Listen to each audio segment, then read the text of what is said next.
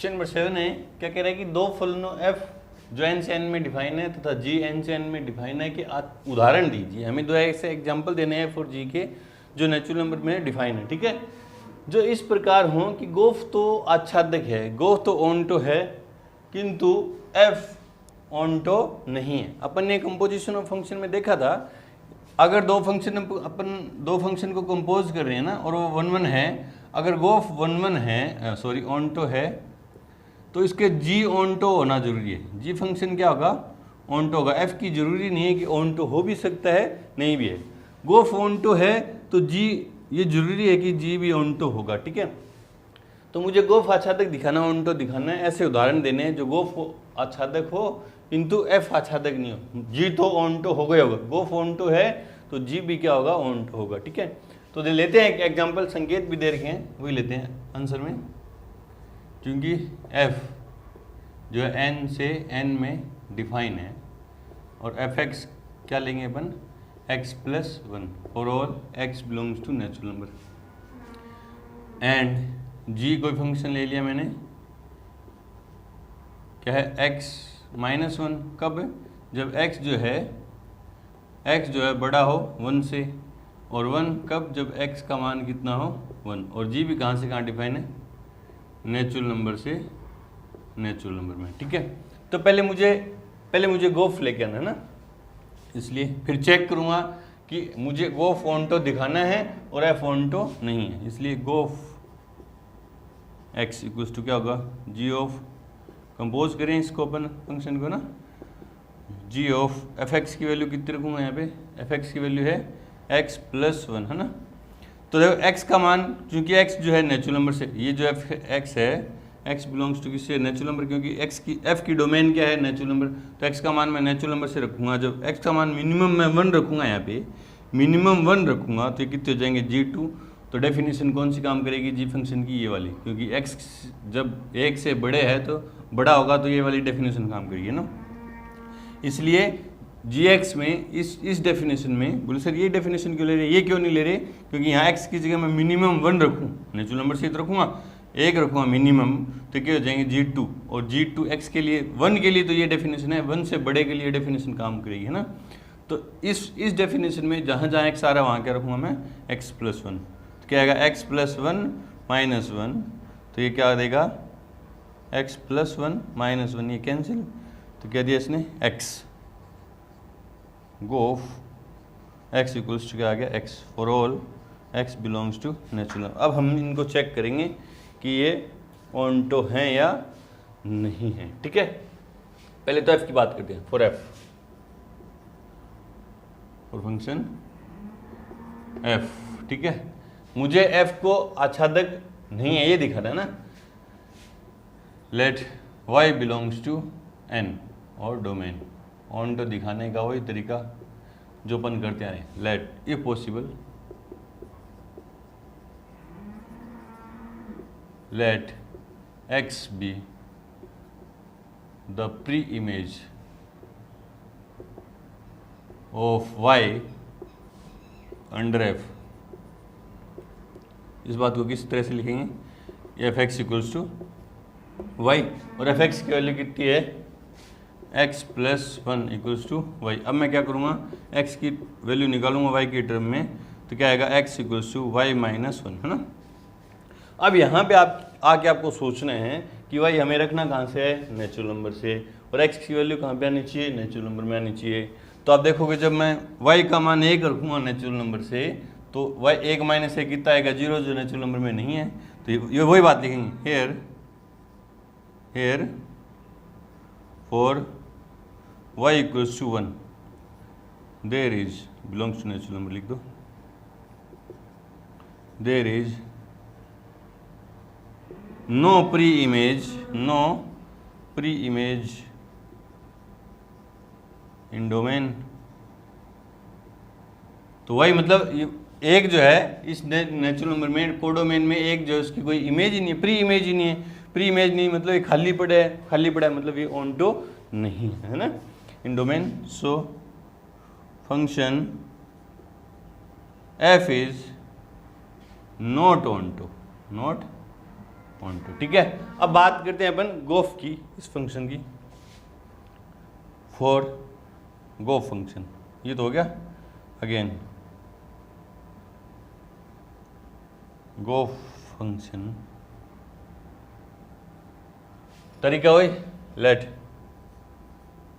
y belongs to natural number और codomain, क्योंकि gof function जो है, गोफ फंक्शन कहाँ से कहाँ डिफाइन होगा, नेचुरल नंबर से नेचुरल नंबर, क्योंकि ये भी नेचुरल नंबर से नेचुरल नंबर में, एफ भी, और जी भी नेचुरल नंबर से नेचुरल नंबर में, तो गोफ भी कहाँ से होगा, नेचुरल नंबर से नेचुरल नंबर में डिफाइन होगा। If possible let x be the pre-image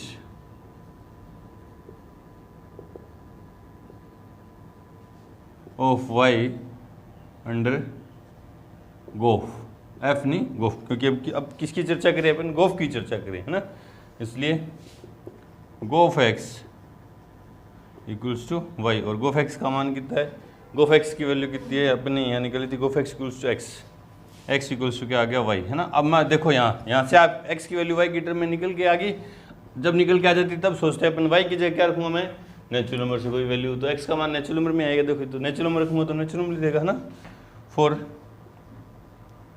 every y belongs to natural number codomain there is x belongs to natural number, so function gof is onto.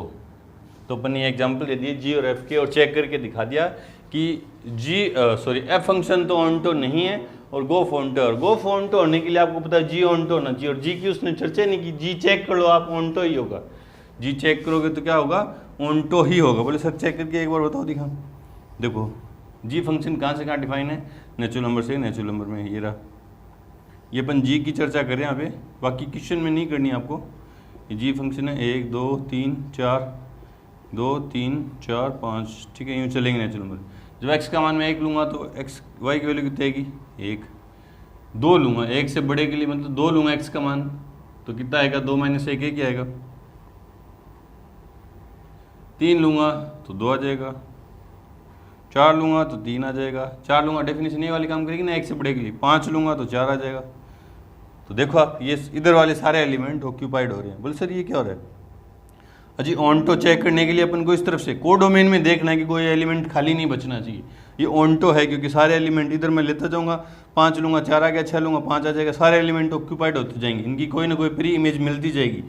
ये तो दो इधर एक image बना रहे हैं, मतलब ये मैनी वन फंक्शन है, ये क्या है मैनी वन फंक्शन, लेकिन ऑनटो तो है ना, ये गोफ ऑनटो है, तो जी तो क्या है, जरूरी है कि ऑनटो होना ही चाहिए, जो है आप चेक करके दिखा दिए। ठीक है, बढ़ते हमने क्वेश्चन नंबर 8 की तरफ से पहले वीडियो को रोकिए और नोट करें। क्वेश्चन नंबर 8 है कि एक अरिक्त समुच्चय x दिया हुआ, कोई नॉन एम्प्टी सेट है x, ठीक है, px जो है, जो कि x के सभी उप समुच्चयों का समुच्चय है, px कोई दूसरा सेट है जो x के जितने भी सबसेट बन रहे हैं उनका सेट, मतलब पावर सेट है, पावर सेट ऑफ x, है ना, ठीक है। पर विचार कीजिए निम्न तरह से px में पावर सेट में एक संबंध है, क्या r परिभाषित कीजिए कि px में उप समुच्चयों a व b के लिए px पावर सेट के जो एलिमेंट होंगे वो सबसेट तो होंगे। बोले सर कैसे, ऐसे देखो, मान लेते हैं कोई x है, कोई सेट है नॉन एम्प्टी, 1 और 2 एलिमेंट है ना, अब इसके जितने भी सबसेट बनेंगे, कितने सबसेट बनेंगे, देखो 5 बनेगा, एक तो 1 बनेगा, 2 लेके बनेगा और 1 2, है ना, इन सब का जो सेट है वो क्या है, पावर सेट, मतलब इसका पावर सेट है, ठीक है। अब px के जो भी एलिमेंट होंगे वो देखो सबसेट है किसके, सेट x के, ठीक है। वही बोल रहा है कि px में उप समुच्चयों px के कोई 2 एलिमेंट a और b के लिए a r b, मतलब वो दोनों इस तरह से रिलेटेड होंगे कि a है जो b का क्या होगा, सबसेट होगा, मतलब इसके 2 एलिमेंट लूंगा वो इस रिलेशन r के अंतर्गत कब आएंगे, जो पहला एलिमेंट लूंगा वो दूसरे का क्या होगा, सबसेट होगा। देखो 1 और ये लूंगा तो देखो ये आएगा ना, 1 सबसेट है किसका, 1,2 का, तो ये 1 जो रिलेटेड है किससे, 1,2 से, इस तरह से देखो ये बता रहा है ए आर बी कब रिलेटेड होंगे, जब ए सबसेट हो बी, मतलब ये दोनों रिलेटेड हैं, क्यों हैं, क्योंकि एक जो है इसका सबसेट है, तो ये दोनों रिलेटेड है, ठीक है। क्या आर में पीएक्स, क्या आर पीएक्स में एक तुल्यता संबंध है? कि आपको चेक करना है कि जो रिलेशन आर जो गिवन है पीएक्स सेट में, वो क्या इक्विवेलेंस रिलेशन तुल्यता संबंध है या नहीं है? अपने का उत्तर का औचित्य भी लिखिए। इक्विवेलेंस रिलेशन चेक करने के लिए मुझे क्या चेक करना पड़ेगा? रिफ्लेक्सिव, सिमेट्रिक, ट्रांजिटिव, है ना। तो पहले जो चीज़ें दे रखी हैं वो लिखते हैं आंसर में। चूंकि ए आर बी कब होगा, कब रिलेटेड होंगे? जब a is subset of b for all a comma b belongs to power set of x. ये रिलेशन उसने दिया है। और वो तो बात है कि एक्स एक नॉन एम्प्टी सेट है, पी एक्स जो है एक्स के सभी उपसमुच्चयों का समुच्चय, ये बात लिखने की जरूरत नहीं है ना। अब रिफ्लेक्सिव, है ना, रिफ्लेक्सिव कोई एलिमेंट लेता हूँ पी एक्स का मैं, लेट एलिमेंट में सबसेट होगा, इसलिए कैपिटल लेटर में माना हूँ पी एक्स। इस पी एक्स जो सेट है इसके जो भी एलिमेंट होंगे सबसेट होंगे, और सेट तो है ना वो, तो उसको कैपिटल लेटर में मान रहा हूँ ना। चूंकि कोई भी सेट जो है खुद का क्या होता है? सबसेट होता है। For all a belongs to P X, कोई भी सेट होता है वो खुद का क्या होता है? सबसेट होता है। तो ये क्या इंप्लाई करेगा कि a R a for all a belongs to P X. तो साथ जितने भी इसके सबसेट हैं वो खुद के सबसेट होंगे। सेट पी एक्स के जितने भी एलिमेंट है वो खुद के सबसेट होंगे, तो इस रिलेशन के अंतर्गत आएंगे, है ना। इसलिए रिलेशन आर इज रिफ्लेक्सिव तो है भैया। अब symmetric, let a comma b belongs to P X. मैंने मान लिया कि पावर सेट के दो एलिमेंट हैं, और सिमेट्रिक में अपन क्या मानते हैं कि ए आर बी है, तो मैं क्या प्रूफ कर दूं कि बी आर ए है, तो वो सिमेट्रिक हो जाएगा। तो मैं मानता हूं ए आर बी लेता हूं, एंड ए रिलेटेड है किससे? बी से। तो ये क्या देगा कि ए is subset of b. A R b से रिलेटेड है, मतलब ए जो है बी का सबसेट हो। जब ए बी का सबसेट हो तो क्या जरूरी है कि बी ए का भी सबसेट हो? देख लो यहाँ पे, ये जो है एक इसका सबसेट है, तो क्या जरूरी है क्या ये एक दो भी इसका सबसेट हो? तो देखो नहीं है ना। ये क्या इंप्लाई करेगा? ये क्या इंप्लाई करेगा कि b does not subset of a. Always नहीं, है ना, कभी कभी हो भी सकता है जब दोनों इक्वल सेट होंगे तब हो जाएगा, लेकिन हमेशा नहीं होगा। तो ये क्या देगा कि बी नॉट रिलेटेड टू ए। तो अगर ए आर बी है तो बी आर ए है ही नहीं, तो सिमेट्रिक है ही नहीं। So relation R is not symmetric. वैसे तो कहानी यहीं खत्म होगी। इक्विवेलेंस रिलेशन होने के लिए रिफ्लेक्सिव, सिमेट्रिक और ट्रांजिटिव तीनों होने चाहिए, लेकिन ये सिमेट्रिक है ही नहीं, तो अपन यहीं भी बोल सकते हैं कि relation R is not equivalence relation, तुल्यता संबंध नहीं है। लेकिन फिर भी अपन चेक करते हैं ट्रांजिटिव। इसके लिए तीन एलिमेंट मानते हैं, let a comma b comma सी, तीन एलिमेंट पावर सेट के बिलोंग्स टू। बोले सर पावर सेट के क्यों मान रहे हैं? क्योंकि जो रिलेशन है किसमें? पावर सेट में, है ना। अब और क्या मानेंगे? And a related to b. ये क्या देगा मुझे कि ए इज सबसेट ऑफ बी, नंबर एक, and b related to c. मानते हैं ये एक a comma b belongs to R, and b comma c belongs to, या b belongs to R c. तो अपन क्या प्रूफ कर दें कि ये बिलोंग्स टू किससे? आर। ए जो है रिलेटेड है किससे? सी से। तो ये क्या हो जाएगा? ट्रांजिटिव हो जाएगा। तो मैंने क्या लिया? ए रिलेटेड है बी से, उसने डेफिनेशन दे दी, और बी रिलेटेड है सी से, ये डेफिनेशन क्या देगा कि बी सबसेट ऑफ सी। और देखो ए बी का सबसेट है और बी सी का सबसेट है, तो क्या ए सी का सबसेट है क्या? हाँ होता है ये। इसलिए from first and second a is subset of c. ये सी है ना, सबसेट है। इसने क्या दिया कि ए रिलेटेड है सी से, so relation R is transitive. Transitive तो है, रिफ्लेक्सिव है, ट्रांजिटिव है, सिमेट्रिक नहीं है। सो relation R is not equivalence relation, equivalence relation नहीं है, तुल्यता संबंध नहीं है। क्यों नहीं है? क्योंकि ये सिमेट्रिक नहीं है। तीनों होते ना, समतुल्य, सीमित और संक्रामक तीनों होते तो ये होता तुल्यता संबंध। ठीक है, अच्छा क्वेश्चन था, आसान है। बढ़ते हैं अपने क्वेश्चन नंबर 9 की तरफ। उससे पहले वीडियो को रोकें और नोट करें। क्वेश्चन नंबर 9 है कि किसी प्रदत्त अरिक्त समुच्चय x के लिए एक बाइनरी ऑपरेशन द्विआधारी संक्रिया क्या है star px cross px 2px पर विचार कीजिए, जो कि a star b, definition they the binary operation की। डेफिनेशन क्या है कि a स्टार b क्या है, क्या देगा, a intersection b for all a and b belongs to px द्वारा परिभाषित है, जहां px समुच्चय x का क्या है, घात समुच्चय है। px जो है, px में एक बाइनरी ऑपरेशन दे दिया और px क्या है, किसी नॉन एम्प्टी सेट x का क्या है, पावर सेट है। ठीक है, दे दिया और डेफिनेशन ये दे दी। सिद्ध कीजिए कि इस संक्रिया का तत्समक अवयव x है तथा स्टार के लिए px में केवल x व्युत्क्रम है। आपको क्या देखना है कि जो स्टार बाइनरी ऑपरेशन दे रखा है इसमें आइडेंटिटी एलिमेंट कौन है, सेट x है तथा स्टार के लिए px में केवल एक ही एलिमेंट है जो व्युत्क्रमणीय इन्वर्टिबल है, वो कौन है, x है ना। तो पहले देखो समझते हैं, कोई सेट है x है ना, उसमें एलिमेंट है 1 और 2, ये समझने के लिए सिर्फ ना। तो पावर सेट में कितने एलिमेंट होंगे, देखो 5 होगा, 1 होगा, 2 वाला सेट होगा और 1 2 वाला सेट होगा ना, ये 4 एलिमेंट होंगे पावर सेट। ठीक है,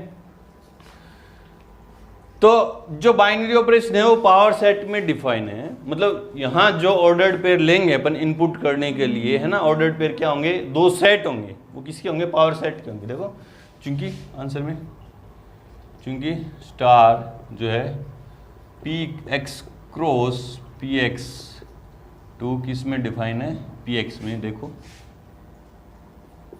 ठीक है, और डेफिनेशन क्या है कि एंड a स्टार b क्या देगा मुझे, a intersection b for all a comma b belongs to power set. Power set के 2 एलिमेंट पे मैं ऑपरेशन लगाऊंगा, 2 एलिमेंट लेके ऑपरेशन लगाऊंगा तो क्या देगा, a इंटरसेक्शन b देगा, वो भी किस में आना चाहिए, पावर सेट में आना चाहिए। ठीक है, अब मुझे सिद्ध क्या करना है कि इस तत्समक अवयव क्या है, x है ना। तो फॉर आइडेंटिटी एलिमेंट, चूंकि a star e identity element e equals क्या देगा, e देगा, a देगा, और e स्टार a क्या देगा, a ही देगा for all a belongs to power set of x and e belongs to power set of x, है ना। तो e क्या होगा, आइडेंटिटी एलिमेंट होगा, आइडेंटिटी एलिमेंट क्या होगा, e होगा, है ना। तो वो क्या देगा क्या देगा कि किसी भी एलिमेंट के साथ वो बाइनरी ऑपरेशन लगाएं तो वही दे देगा आइडेंटिटी एलिमेंट की। तो डेफिनेशन है। अब मुझे ये प्रूव करना है, क्या करना है कि e जो है x ही है, जो सेट है वो x ही है ना। अब देखो पहले डेफिनेशन लगाते हैं, चूंकि a स्टार e क्या देगा मुझे, a देगा, ये वाली साइड लेते हैं तो क्या देगा, a intersection e equals to a। यहाँ पे आके आपको समझना है, यहाँ पे आके आपको समझना है कि किसी भी एलिमेंट का सेट e के साथ, किसी भी एलिमेंट, पावर सेट का भी तो एलिमेंट होंगे ना, पावर सेट का कोई भी एलिमेंट लूँ और उसका पावर सेट के एलिमेंट देखो 5 है, 1 है, 2 है और 1 2 है, ये 4 एलिमेंट है। इनमें 5 का इंटरसेक्शन लूँ मैं किसके साथ, 1 2 के साथ, तो क्या आएगा, 5 आएगा देखो। और 1 का इंटरसेक्शन लूँ मैं 1 2 के साथ तो भी क्या आएगा, 1 आएगा। और 2 का इंटरसेक्शन लूँ मैं इसके साथ 1 2 के साथ तो क्या देगा, वो 2 देगा। और 1 2 का इंटरसेक्शन लूँ मैं किसके साथ, 1 2 के साथ तो क्या देगा, 1 2। तो मतलब ये वाला जो एलिमेंट है वो क्या है, आइडेंटिटी एलिमेंट है। ये वाला एलिमेंट क्या है, ये आइडेंटिटी एलिमेंट है, देख लो, तभी तो वही दे रहे हैं जिस सेट के साथ ये आइडेंटिटी एलिमेंट है, जिस भी एलिमेंट के साथ ऑपरेशन लगा रहे हैं तो क्या दे रहा है, वही एलिमेंट दे रहा है। 1 लिया तो 1 दे रहा है, 2 लिया तो 2 दे रहा है, 1 2 लिया तो 1 2 दे रहा है। और भी आप बढ़ा सकते हो, x में 3 एलिमेंट लेके भी चेक कर सकते हो, लेकिन समझाने के लिए 2 ही काफ़ी है ना। तो ये कब संभव है, ये लिखेंगे, यह तभी संभव है जब ई जो हो जाए बराबर हो जाए एक्स के। और वो देखो वो ये जो ये जो आइडेंटिटी एलिमेंट है वो क्या है, सेट खुद एक्स ही तो है। तो ये क्या, ये तभी संभव है जब क्या हो, ई बराबर क्या हो जाए एक्स। और ये साइड लेके देखेंगे again, e star a equals क्या देगा, ए कब देगा, कि e intersection a equals to a. ये तभी संभव है जब ई बराबर क्या हो जाए एक्स। देख लो वही कंडीशन आ गई है ना। इसलिए बाइनरी ऑपरेशन स्टार का तत्समक अवयव क्या है, एक्स है। तो अपने ये प्रूफ कर दिया, ये चेक करके बता दिया कि इस स्टार बाइनरी ऑपरेशन का क्या है, तत्समक अवयव क्या है, खुद एक्स ही है ना। फिर क्या करते हैं, फॉर इन्वर्टिबल, इन्वर्स है ना,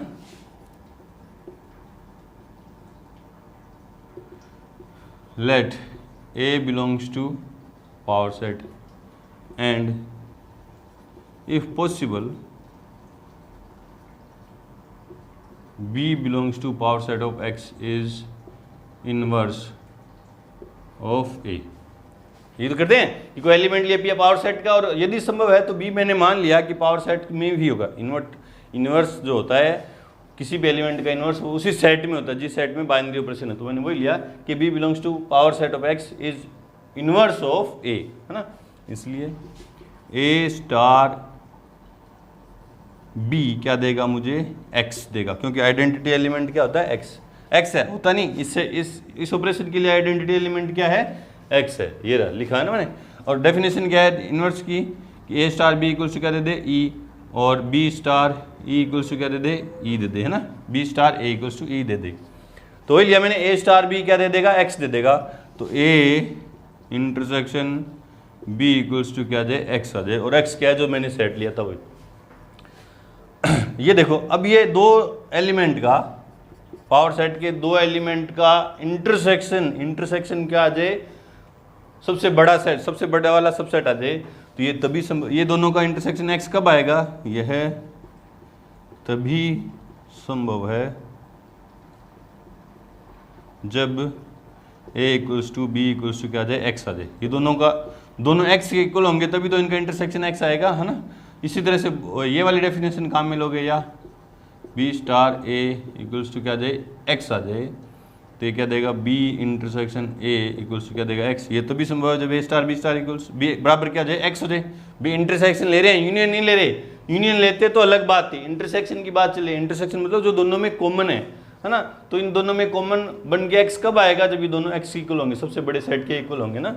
इसलिए स्टार के अंतर्गत केवल अवयव X ही व्युत्क्रमणीय है। कौन सा एलिमेंट व्युत्क्रमणीय है, सिर्फ और सिर्फ X ही व्युत्क्रमणीय है, क्योंकि यहाँ कोई भी और एलिमेंट लेंगे तो उनका इंटरसेक्शन X नहीं आएगा। X आना चाहिए ना। इन्वर्स की डेफिनेशन से क्या आना चाहिए, मेरे पास आइडेंटिटी एलिमेंट आना चाहिए। और आइडेंटिटी एलिमेंट क्या निकला, क्या है, मेरे पास जो सेट ले रहे हैं वही आ रहा है, मतलब सबसे बड़ा सेट। इंटरसेक्शन यही आना चाहिए। ये कब आएगा, और कोई भी एलिमेंट लूँगा इंटरसेक्शन ये नहीं आएगा। तो क्या है, ये तो इन्वर्टिबल कौन है, सिर्फ और सिर्फ X ही है, और उसका इन्वर्स भी क्या होगा, X ही होगा। ठीक है, अच्छा क्वेश्चन था। बढ़ते हैं अपने क्वेश्चन नंबर 10 की तरफ। उससे पहले वीडियो को रोकें और नोट करें। क्वेश्चन नंबर 10 है, क्या कह रहा है कि समुच्चय दे दिया मेरे को, जिसमें एलिमेंट 1 2 3 से लेके n एलिमेंट है। ठीक है, से समय तक के इस सेट से इसी में तक के समस्त आच्छादक फलनों की संख्या, मतलब जितने भी ओंटो फंक्शन बन सकते हैं उनकी संख्या मेरे को ज्ञात करनी। तो देखो, ये पहला सेट है, मान लेते हैं इसको n है, फिर दूसरा सेट है n है, और ये कोई फंक्शन है ना, इसमें 1 2 3 4 5 6 dot dot n, 1 2 3 4 5 dot dot dot n, है ना। इसमें n एलिमेंट है। अब आच्छादक होने के लिए, ऑन्टो होने के लिए इधर वाले सारे एलिमेंट क्या होने चाहिए, ऑक्यूपाइड होने चाहिए, सबकी क्या होनी चाहिए, प्री इमेज मौजूद होनी चाहिए। तो जब मैं इस एक की प्री इमेज लेनी चाहूँ तो इसके पास कितने ऑप्शन है, देखो मुझे संख्या बतानी है सिर्फ, क्या कितने कितने इसमें ऑनटो फंक्शन बन सकते हैं ना। तो देखो मैं इस एक की प्री इमेज ढूंढना चाहूँ पहले एलिमेंट की, तो कितनी हो सकती है, एक भी हो सकती है, दो भी, तीन भी, चार भी, पाँच भी, छः भी, सात, है ना, और कितनी एन हो सकती है। तो इसने की कितनी इमेज, पहले एलिमेंट की कितनी इमेज हो सकती है, एन हो सकती है, ठीक है। अब एक की कोई ना कोई इमेज मान लेते हैं, इसने एक इमेज ले ली, इन एन में से कोई एक एलिमेंट को इसने अपनी इमेज बना ली, ठीक है। ऑप्शन कितने थे इसके पास, एन ऑप्शन थे, बनाएगा तो एक ही ना, ऑप्शन कितने होंगे, एन, ऑप्शन कितने होंगे, एन ऑप्शन होंगे, ठीक है। दो भी बना सकता है, प्री इमेज तो क्या हो सकती है, दो भी हो सकती है ना, प्री इमेज तो दो भी हो सकती है, लेकिन ऑप्शन कितनी है, एन ऑप्शन है, ठीक है। अब जब मैं दो की बात करना चाहूँ, इस दो की, दूसरे एलिमेंट की, तो इसकी ये इसकी जो प्री इमेज है एक नहीं बन सकती। बोले सर क्यों नहीं बन सकती, देखो सोच के देखो, अगर ये इमेज बन जाएगी तो एक पॉइंट पे दो इमेज दे रहा है, ये जो फंक्शन ही नहीं होगा ना, ये फंक्शन नहीं होगा। तो अब जब मैं दो की प्री इमेज ढूंढना चाहूँ तो उसके पास ऑप्शन कितने हैं, टोटल एन थे, उसमें से एक कम हो गया, ये नहीं होगा, बाकी कितने ऑप्शन बचे, n-1 और गुणा लगेगा। बोले सर क्यों, fundamental principle of counting class 11th है ना, परमुटेशन एंड कॉम्बिनेशन, क्रमचय और संचय में पढ़ा था अपने।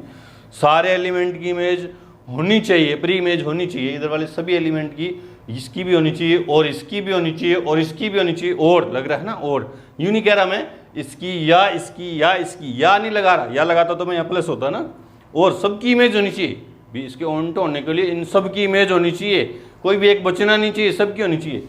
तो इसकी इमेज के एन ऑप्शन दे, इसकी इमेज के कितने बचे, एक घट गया तो n-1 ऑप्शन बचे ना, तो एक इसने ले ली, इसके लिए कितने बचे, दो घट गए, तो क्या देगा n-2, है ना। इस तरह से चलते चलते क्या देगा, इसके लिए लास्ट में कितने ऑप्शन बचेंगे, एक ही बचेंगे, है ना।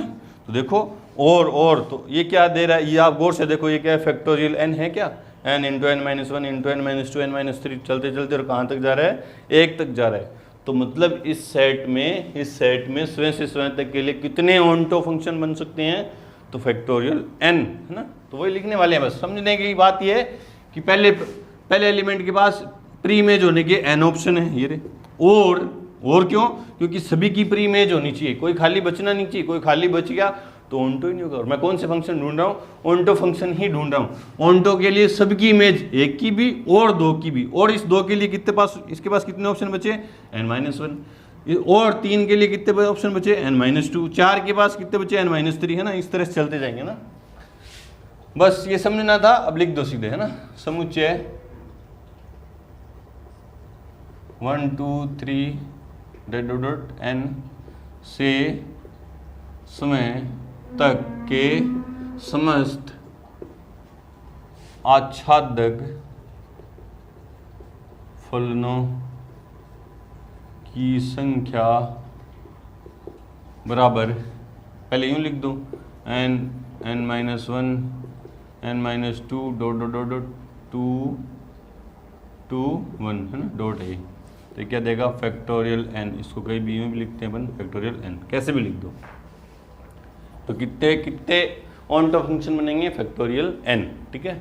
बढ़ते हैं हमने क्वेश्चन नंबर 11 की तरफ। से पहले वीडियो को रोकें और नोट करें। क्वेश्चन नंबर 11 है, क्या कह रहा है कि मान लीजिए S कोई सेट है जिसमें 3 एलिमेंट है ABC, ठीक है। T कोई सेट है जिसमें 3 एलिमेंट है 1 2 3, ठीक है। S से T तक के निम्न फलनों F के लिए F इनवर्स ज्ञात कीजिए यदि उनका अस्तित्व है। यदि अस्तित्व इन्वर्टिबल है तो उनको अपन को ज्ञात करना है। अगर फंक्शन इन्वर्टिबल है तो हमें उनको क्या करना है, ज्ञात करना है। और आपको पता है कोई भी फंक्शन इन्वर्टिबल कब होता है, जब वो 1 1 ऑनटो हो, है ना। तो पहले अपन चेक करेंगे कि फंक्शन 1 1 ऑनटो है या नहीं है। पहला पार्ट देखते हैं आंसर में, क्योंकि f जो है कहाँ से कहाँ है, S से T में, S to T में डिफाइन है। और फंक्शन f क्या दे दिया, A की इमेज 3, B की 2 और C की 1, है ना। तो अपन देख लो, चेक कर लेते हैं। ये function f S set S और ये T, S के एलिमेंट हैं A B C, 1 2 3, है ना। A की इमेज 3, B की 2 और C की 1, है ना। तो देख लो फंक्शन f जो है 1 1 ऑनटो है, क्योंकि function f is 1 1 onto, so f is invertible invertible है, व्युत्क्रमणीय है, इसलिए एफ इनवर्स जो कहाँ से कहाँ डिफाइन होगा, ये एस से टी में है तो वो क्या हो जाएगा टी से एस में, और एफ इनवर्स क्या हो जाएगा, इसको एफ इनवर्स पढ़ते हैं ना, क्या हो जाएगा, जितने भी ऑर्डर्ड पेयर हैं उनके क्या कर देंगे, ऑर्डर चेंज कर देंगे, 3, A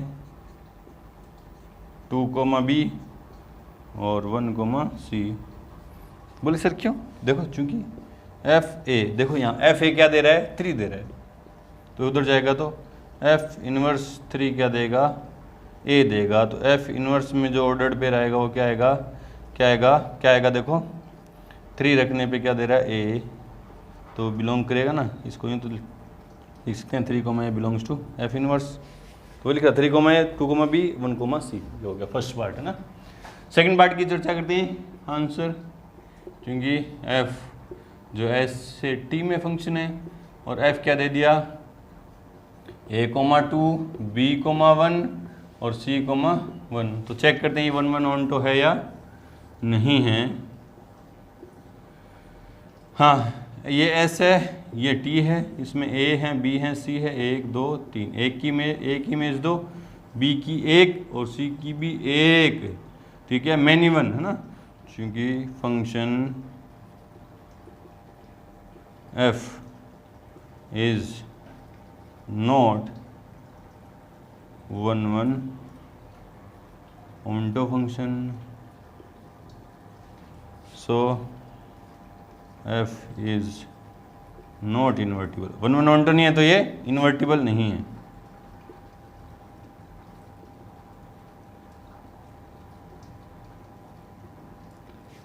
Not invertible function, so its inverse does not exist,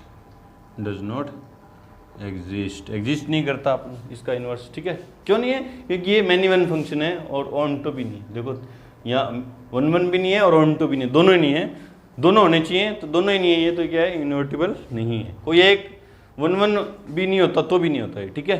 बढ़ते अपने क्वेश्चन नंबर 12 की तरफ, उससे पहले वीडियो को रोकें और नोट करें। क्वेश्चन नंबर 12 देखो क्या कह रहा है कि ए स्टार बी क्या दे रहा है, mod of a minus b, तथा ए ओ बी क्या दे रहा है, ए दे रहा है, ठीक है, for all a comma b belongs to R द्वारा परिभाषित बाइनरी ऑपरेशन है, स्टार जो है रियल नंबर से रियल नंबर में है और ओ बी रियल नंबर से रियल नंबर पर विचार कीजिए। दो बाइनरी ऑपरेशन दे दिए, दोनों ही रियल नंबर में है, ठीक है, और दोनों की डेफिनेशन ये दे दी, ठीक है। सिद्ध कीजिए कि स्टार क्रम विनिमय है परंतु साहचर्य नहीं है। स्टार को कम्यूटेटिव प्रूव करना है, एसोसिएटिव नहीं है, ठीक है। ओ साहचर्य है परंतु क्रम विनिमय नहीं है, ओ जो है एसोसिएटिव है परंतु कम्यूटेटिव नहीं है, ठीक है। पुनः सिद्ध कीजिए कि सभी a comma b comma c belongs to R के लिए a star B O C equals to A star B o b a star c, है ना, मतलब फिर उसने बोला कि स्टार जो है ओ पर डिस्ट्रीब्यूट हो रहा है, बंटित हो रहा है, ठीक है, ठीक है।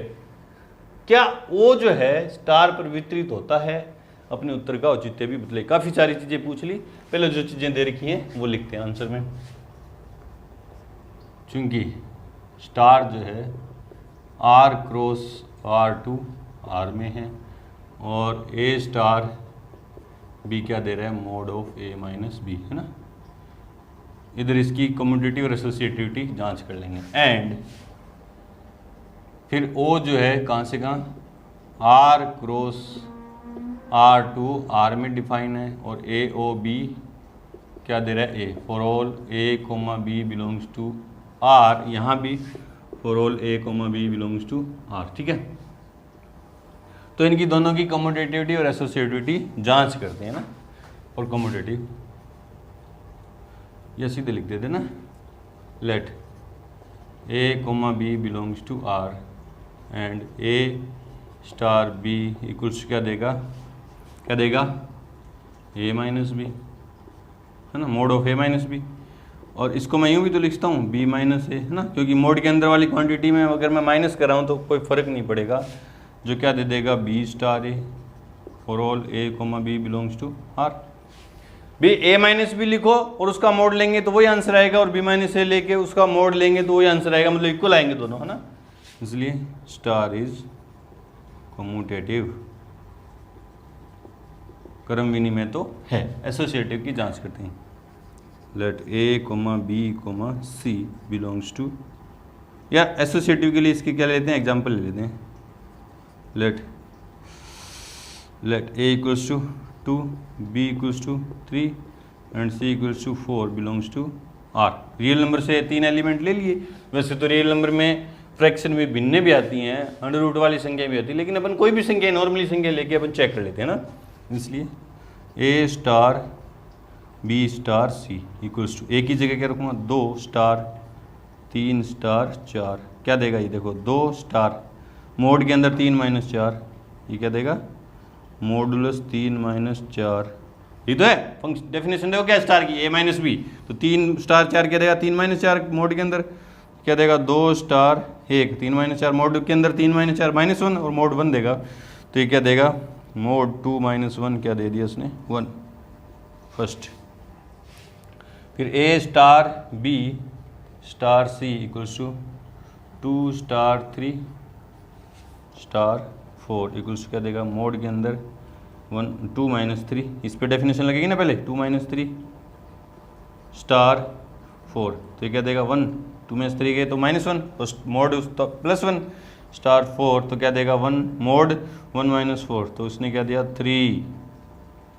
तो देखो 1 और 2 से दोनों इक्वल नहीं है, तो आप लिख दोगे by first and second a star B star c not equals to A star B star c, so not associated. ठीक है, इसके लिए चेक करते हैं, let a comma b belongs to R and a O b equals to क्या देगा वो ए पहला एलिमेंट दे रहा है, ए ओ बी क्या दे रहा है पहला एलिमेंट, एंड बी ओ ए क्या देगा पहला एलिमेंट क्या देगा बी देगा, तो देखो इसलिए A O B not equals to B O A O B तो उसने ए दिया और बी ओ ए ने क्या दिया बी दिया, दोनों ही बराबर ही नहीं है ना, इसलिए ओ स्टार नहीं ओ इज नॉट कम्यूटेटिव,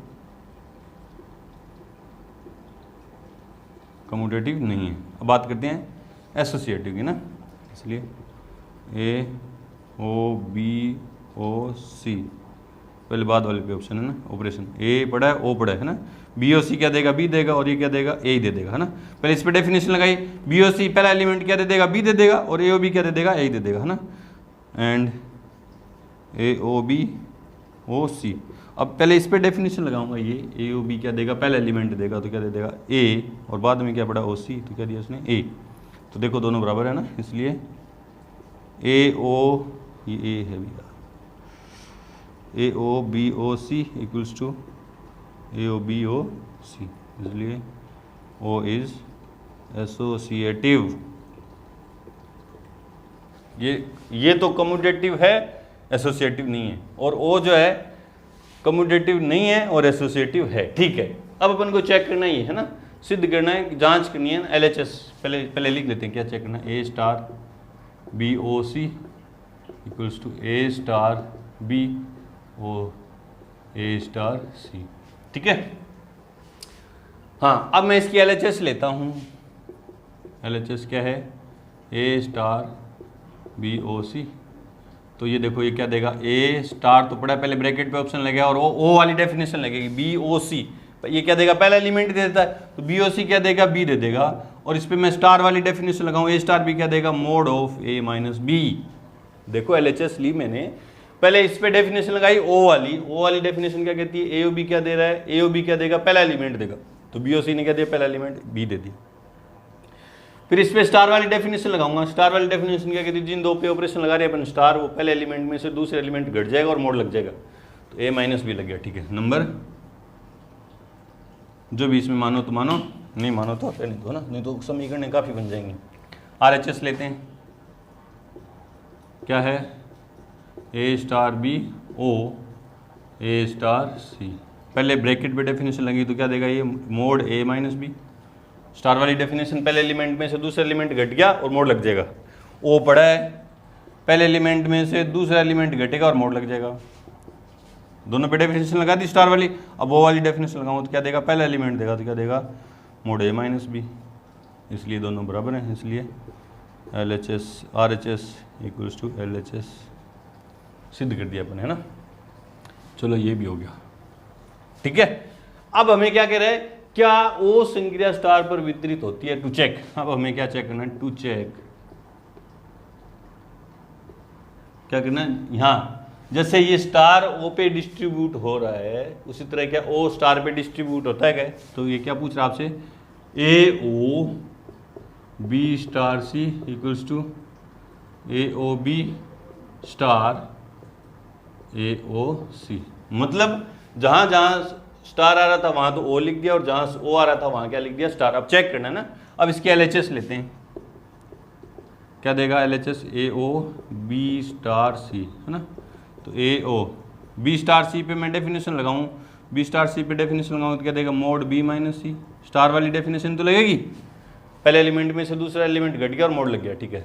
अब ओ वाली डेफिनेशन लगाऊं तो पहला एलिमेंट देगा। ए ओ बी क्या दे रहा है, जिन दो पे ऑपरेशन लगा रहे हैं वो पहला एलिमेंट दे जा रहा है, ठीक है। इसमें तो ए दे दिया। RHS देखते हैं इसकी क्या है, ए ओ बी स्टार ए ओ सी, है ना। तो ये क्या देगा, ये क्या देगा, ए स्टार ए, है ना। तो इस पर मैं स्टार वाली डेफिनेशन लगाऊंगा तो क्या देगा, मोड ए माइनस ए, क्या दे दिया इसने, 0। 0 पे मोड लगाओ चाहे नहीं लगाओ, है ना। ए में से क्या 0, 0 पे मोड लगाओ चाहे मत लगाओ। तो क्या ये दोनों बराबर हैं क्या लिखेंगे, चूंकि LHS not equals to RHS। A star B O C, A O B star C, ठीक है। A star B A O B, फिर ओ था, ठीक है, स्टार है ए ओ सी, ठीक है। तो ये बराबर नहीं है ना।